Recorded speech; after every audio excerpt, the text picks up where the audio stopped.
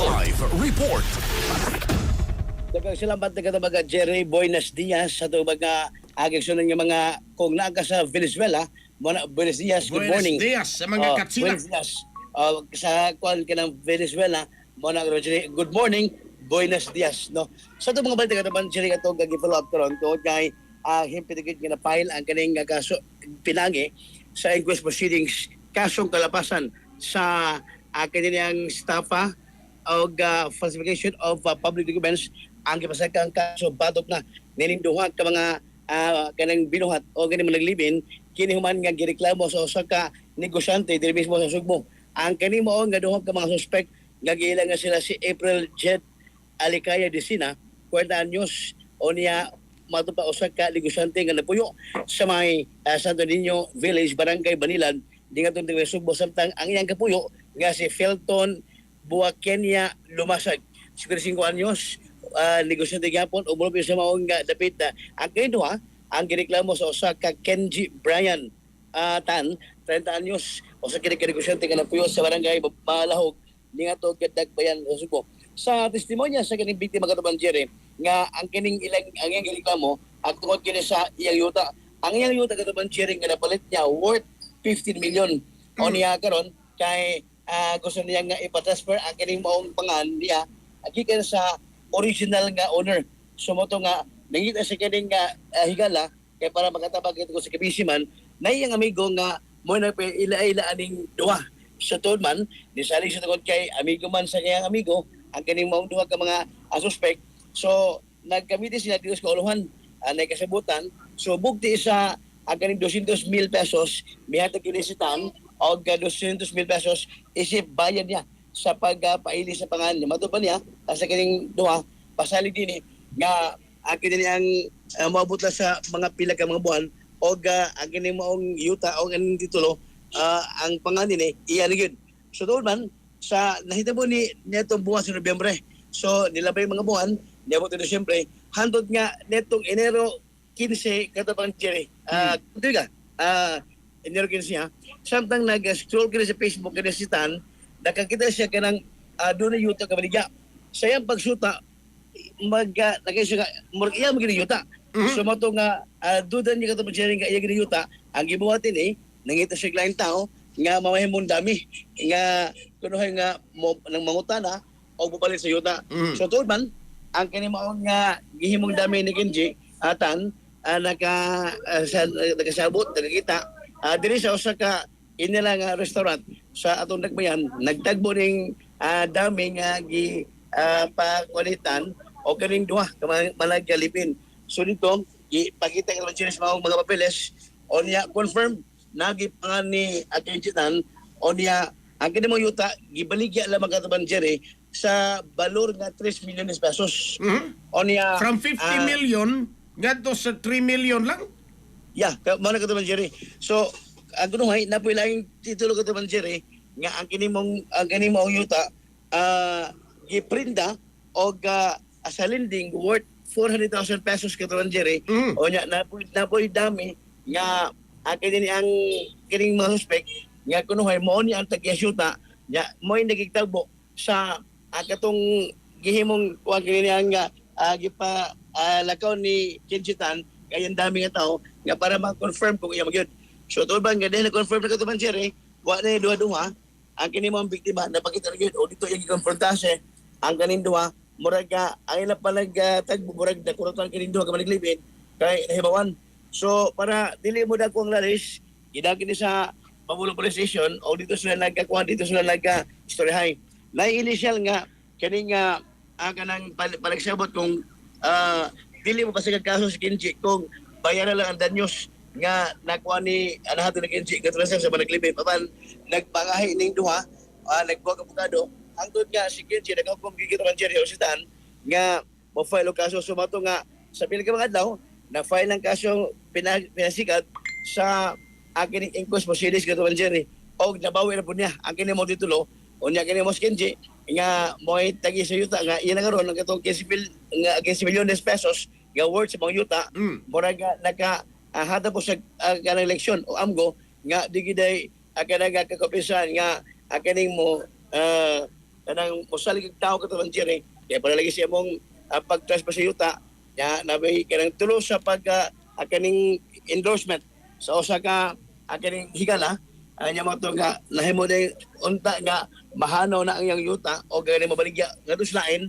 nga tungod kay kaning giila siya kato man Jerry sa kuan sa kanang dugang istorya nagtuo sa kini mga biktima nga ganing maong ganing mga suspect nga sila si April o kini Filton doon na pailahin nga mga biktima tungod kay based sa ilang kuan nakuha nga mga impormasyon kato man Jerry kani si kaning April napoy pangan gamit ang ID sa kuan kining Republic of the Philippines Unified Multi-Purpose ID so yung pangan diri siya si Helen Tiano Cruz. So mo to nga naghiba mga nakuha nga impormasyon nila nilagyan siya mo to nga nagkahukom lagi ka sa kaso ka to man Jerry tungod kay para sa nga mahimong lesson and learn po sa kaning nga ang pagsalig sa kaning mga biktima nga to kanila medyo nahano to usab sa kining pagpangilag ko to man Jerry sa pag Kining kuwada katropang Benji, kini ni ang mga nangilad ba nakakuha ni sila sa titulo sa kuan kini tag-iyas yuta. yeah ang nito ka man Jerry ang titulo katong original owner gihataban ni Kenji tungod kay ilagi ipatransfer ang kini maong iyang name sa katong from the original owner ngadto sa iya kay ina man balit ang kini mo yuta so sila nilihok So balitan ang original owner. So gibaligya naman nila. yes sir So ang titulo mapunta na dito sa Pikas ipa-change na nila. iya mo na ka naman Jerry niya pero ang deed of seal sa gingon ni Kenji nga wa niya gihatag kay para na siya ka ng proof of evidence ba nga more dili gitanan nga more ihatag para usab nga kanang para pagka depensa sa kaugalingon nga na ba siya gihuptan siya yuta kay in kaso magaginawa siya so dahito mo gigitaman Jerry nga gihila siya so at least na iyang proof of kaning evidence o kaning papers nga ang kumaw yuta siya na palit tungod kay na deed of seal nga kasabutan nila sa kini mao nga original owner o siya mismo nga nagkapalit sa mao nga yuta kato man Jerry kini mo ko si Tan negosyo siya unya kanang dili kay sila kanang kuan kanang magkubaga bulgar kay nga pagkanegosyante so mga kuan sila mga business of real estate kato man Jerry kato pa Joben ang kini mo biktima now atong may paminaw katong palago kato man Joben katong audio lang una ang pamahayag interview na mo ni Kenjitan ang ganing negosyante nga biktima nga naedad aning duha ka managlibin nga inay nga igisiligan nga mo patransfer sa iyang pangan sa kaning mao yuta gikan sa original owner ang nahitabo gilad tintaw siya og may happy pa nga mahalin ang yuta mananggali nga tungod sa iyang pag-scroll sa Facebook na sakpan og nahibawan nga ang iyang yuta gibaligan na paligo ka ta Benjamin pag may habol. Pag ko sa pagi, sa gid nila po sa aning imong kanang imong reklamo kani sa kaning kaso nga aning maraglig mong agibin. Okay. Actually sir, morning na itabo. Kani manggong si April Jed Desena og iyang kalibin partner nga si Filton. Gi-refer man ni siya sa akong kaila nga mo process og title. So nag-meeting mi dito sa iyang opisina sa FGU nga A-Link nakabutang A-Link Group Immigration Services. Pag meeting na mo, nihatag siya nako og computation sa buhis, taxes o sa processing paper ma-transfer na ko ang title. Kaya nagpasaad sila nga kanang paspas sa daling panahon ilang pag-process. So ni okay ko. Akong gi-obligar nila akong kwarta sa katong bayad. Then hasta akong gi-obligar sa nako ang mga documents including titulo, tax declaration, kuan, ban pang dokumento. Himan-himan niabot ng niagi ng mga pila ka semana ako siyang gi-follow up by January. Nag-meeting mi balik, ingon siya nga this month ko no mugawas ang gi-process na daw ang title. This month ko no end of the month ko no mugawas. Balik so nagkakita mo nagkasabot mo ko sa buwan. Nagkauna na mong kuan ang buwan ato mga end of November something na dapita So mga December nag-ingon siya magawas. Supposed to be yung unang initial magawas daw ang transfer daw niya second week of December. So ni-extend man siya, ingon siya sa second week of January daw. So ako siyang gimiting mo na ni follow up ko. Pag meeting na mo in person, ingon siya tagay lang daw siya end of January. So ni okay ako kay basin timing na holiday.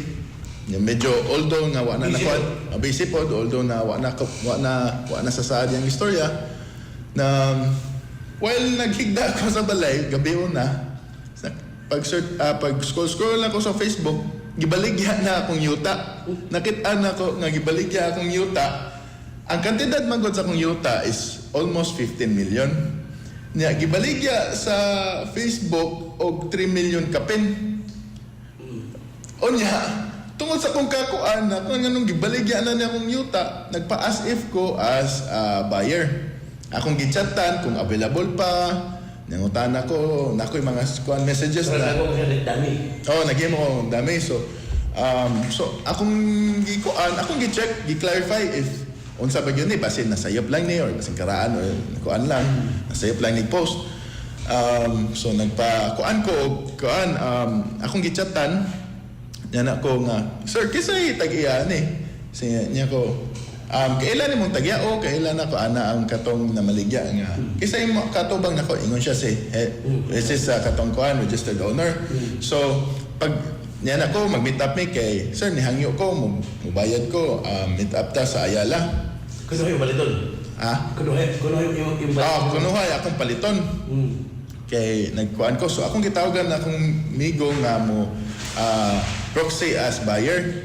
Pa-check lang nako, ipasuta lang nako kung gi-verify nako kung unsa man jud ni nahitabo. So pag adto dito sa Abaca, pag while nag-negotiate sila, nagnayo siya sa mga papel, na-confirm sa akong migo nga ang dokumento o mga papilis is ako dito na akong giapas o akong gitan-aw na-confirm nako nga ako na timing man na kanang katong hitabua akong nakuan ang na save na ako ang property kay naman dito niya si akong gipangutana kisay pangani mo ingon siya ang katong registered owner.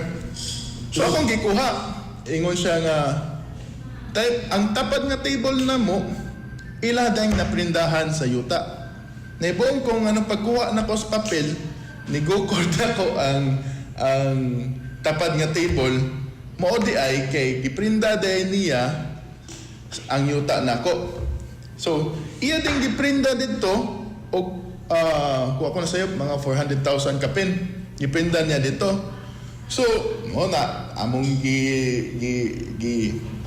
among giimbitaran siya sa dito sa police station para maklaro tanan. Dito na nakita nga ang storya sa katong iyang giprindahan sila ay nagpa-as if sila naghimo og fake nga identification card.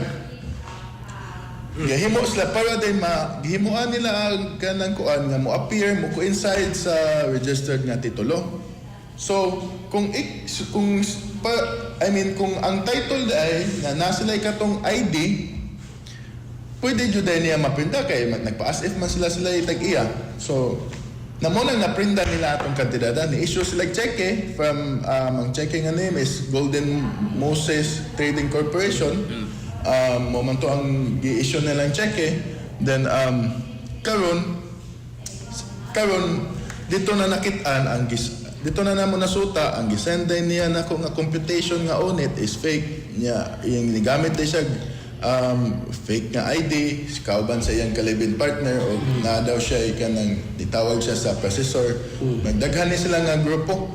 So, ako ganoon. Ang ganing yuta, gipalit ni mo ni sa tag-iya, katong original owner, so nabalit ni mo imo na bayaran. May tabo ni imo na ipa-transfer sa pangalan. Transfer sa pangalan. So, ang ganing duha, mo ni magkasabot nga kung baga sa label yung sa mga papers to transfer ang from the original sa imong mga niya katutay nga nag desalig lang kayo mga ihatag ng mga papilis ran nahibong ko nga ganing kuha ganun giprenda. Aw gibaligya from sa original price kay mo papalit ilang gibaligya 3 million. Pero sa sabon dito kasi yung sir nga nabot dito ang tag-iya sa yuta. Sa to? Sorry. Nabot dito ang tag-iya sa yuta. Na dito ang gipendahan sa... Gipendahan. Gipendahan. So dito original owner. Dili. So, sila nagpa-as if sila as registered owner sa naka-name sa property. So kung sa gini nga, kung mahalin ang yuta, kato sila nga nabaliga, ang nasa dami po ng tao nga nagpa-as if nga ang yuta, mo tag-iya katulad ito. So, muna, So, supposed to be, padong na sila magbinayranay, na kitaan man ako nga ilang pinuhatan, medyo unscrupulous ba. So, ato na yung napugnan sa ilang mga kuan, sa ilang mga buhatonon. So, kalong, ako ra unta ni gipa-process, nakitaan lang na ako, giprinda na, o gibaligya na akong property. Mao na akong problema ron. So, balik, kasi, sir, mahitabo ano Ako silang gipasakaan og kaso og syndicated staff pa og falsification of public documents or identifications. Ang imong yuta nabalik lagi dayon. Akong yuta padong unta to mabaligya. So kay syempre kaysa may di magkagusto nga mahal kay akong yuta gibaligya rag 3 million. So dagan kay buyer ganahan ana kapin 3 million kapin. So nya giprinta rag 500 almost mga 400,000 kapin. Siyempre, kisa may tao nga di ka na makuha. Giprinta po 400,000. Giprinta sa lending company o 400,000. Which is naprinta na yun niya. So, ang kwarta na nila? Nakuha na niya. So, ang lending company, di ba sa Bulubag, also, iba ba rin mas kaso kung sa nga, murag kung si kawat pa, babatan siya kanang kuha, kanang gumaga, ang ginawa yung utang gipalit niya. Labay din siya asset and duwa, inyong masakal po itong lending company. Asa ba? Asset and duwa ba? Yung mo lang yung plano yung masakal kaso lending company. Dili na siguro kay ang lending company medyo di naman good buyers di na good ilang napalitan man good is ang fake nga ID. So di gyud sila ka claim nako kay ang pag ilang transaction dili man gud sakto. So man ba ni ang lending naman mo sa kaso alin duha? Anang duha. Well, actually ang lending karon mo naghimo na sila for filing case and also nagkuha na sila abogado to file also this group of individuals. So aside katong imong ko sir nga katong bagakita di mo nga ngay gibaligya napaasip ka nga buyer nga aside ikaw nga buyer na dapat lain buyer nga nagkauna nimo. Kana medyo nagnahan ako na yung buyer pero kana wapan ako na verify. So bali akong migo nga also known as Mark Kwang siya atong time siya ang ni atubang nila as buyer. So kumbaga isa minimum dami nagkunuhay ang yuta siya upalit pero di mong gi-advise nga kung tinuod ba ang among yuta kung iimo ba rin so ipal ang iyong yuta. Akong gipa-check if ako abang yuta nga tinuod ba ni gibaligya ba gyud ni or unsa ni ba sinasayop lang. So ito nasuta nga ginagamit sila mga fake nga mga dokumento, mga ID nya ilang giprinta sa lain dito ang tanan. Even gini ko sir, SSS fake ba ni? Yes, fake na tanan nilang gipresent which is dili na mao ilang name. Then naman sa kuan then kaning akong pagkakailan niya dili man si kanang naka-fake nga ID. Kung pagkailan niya si April Decena man. Which is mga nod. Di pa ko ka-verify if kuan kay since na-fake man gay niyang iyang gi-present dito. Kasi po sir, lesson learned sa ato sir. Labi na nga i-restriction mga hapag yun nga ang yuta na to mawa ko sa ato. I think siguro, mas mayo na lang siguro kung ako na lang manguna yung pa-transfer. Tapos kabisi mo na ako na lang ipa-transfer og sa lain. Pwede pa tama binuangan. Kung naman kay kanang atong ipako at isali, ito nung kay Kailagad, correct. Mo na. So, mga to pag Jerry, si Kenji Tan, ang katong biktima, nga nabiktima yung tao sa kinig. So nagtabugo na ni katropang Benji, palit sa Giyota, worth 50,000, 50 million. 15 million. 50 million. Karon iya gipa-process Yeah, for change the name. Change para owner. ma-transfer, doon na ma-issue nga gikan sa original certificate of title ngadto na sa transfer certificate of title. Siya pangalan. Ngadto siya pangalan. Yeah. Unya iya gipa-process kini magtiayon. Kani man naglibin ka naman, Jerry, o niya kani man naglibin, nilihog pa na sila ga ilang kisaw, nga agad-agad pinako ba, kanang sawa mo ilaw ba? Oo. Nga, wag kini mo tagya, nga ang kining yung youth ni Kenji, gibaligya po, o niya, gawas ka gibaligya ka naman, Jerry, giprinda una Giprinda pa gyud. ang kining mo yuta, sa linding ka pa rin. O giunsa pagprinda nila katropang Benji nga dili man na ilang pangalan. Ilang giusab ngadto sa ilang pangalan. Unang-una ko naman, Jerry, gamit ang pangan, nga laing kining pangan nga kining Helen Ciano Cruz, mo ni ang pagpaila nga ID ni kining April Silina, katong mo'y pangan nga gipailag kaso ni Kenji, o niya, napoy laing tao katuman, Jerry, ang kanang, kumbaga, napaila ko naman, nga mo'y tagiya sa maong yung taga-tuman, Jerry. So, possible katuman, Jerry, nga Kung gano'n kung katropang Benji, maglibog sa ta, nganong ang linding midawat man nga, dili man nga iprinda ang maog yuta agat sa ilang 400,000, nga dili man sila mo'y tag-iya.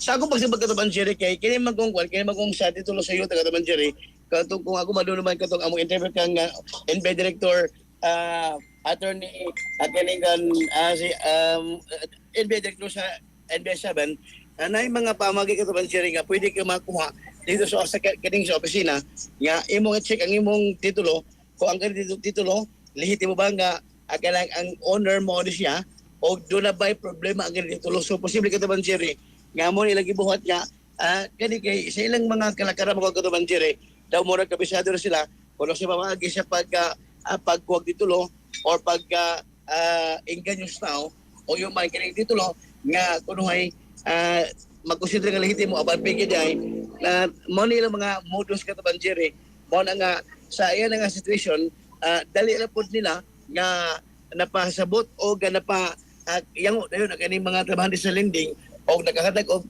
400,000 pesos pagprint na siya katuban, Jerry, aban pigid ay mo ni problema katuban, Jerry, kay asa ko buwan ang kaning trabahante sa lending kagatong moy gihatagan og 4,000 kwarta sa katong yuta nga gipinda katuban, Jerry, mo'y magbayad karon sa kaning kwarta nga nahatag na sa kaning mga suspect katuban, Jerry. Na, kada kung bayran na millions na. No, wala, 400,000. 400,000 kato sa naman. prinda. Yes, mo na katuban, Jerry. Pero katong gibaligya og 3 million, wa pa to madayon nga transaksyon.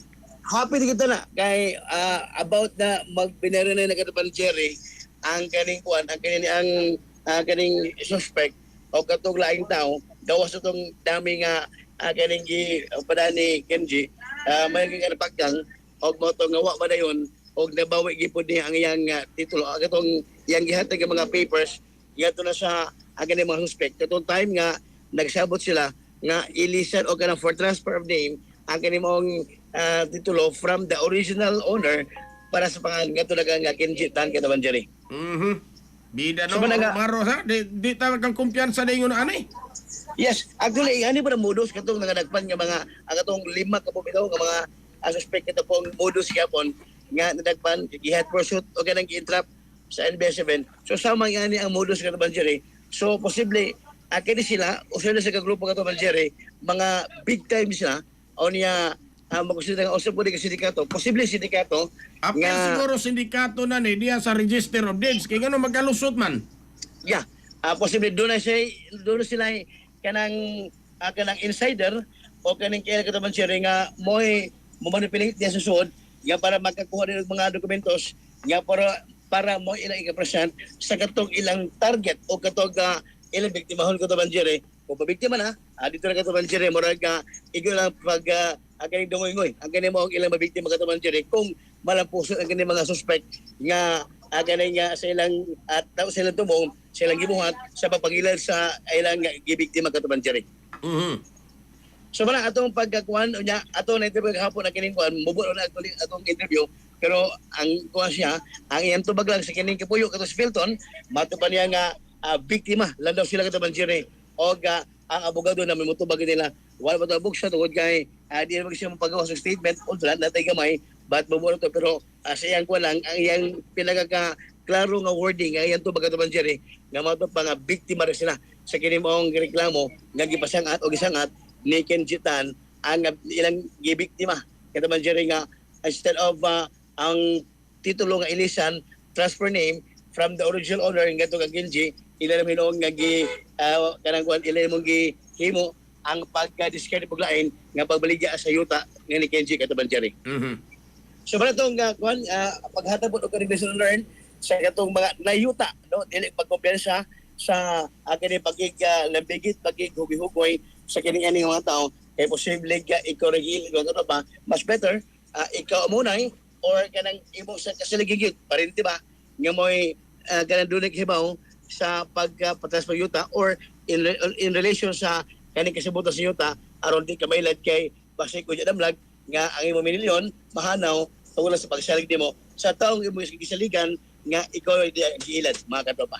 Katopa mo kalimot sa pagkaplas gadunay sa Santon Herbal Oil magkatabang kini labi na kato nga dunay mga pamaol sa kalawasan ihaplas lang ang Santon Herbal Oil hinimo sa Yes to Hall Incorporated mabalit sa parmasya butika sa iyong lugar. Alas sa sa Pilipino para sa Pilipinas si katropa Benji Talisik XFM News. XFM Report. Good morning.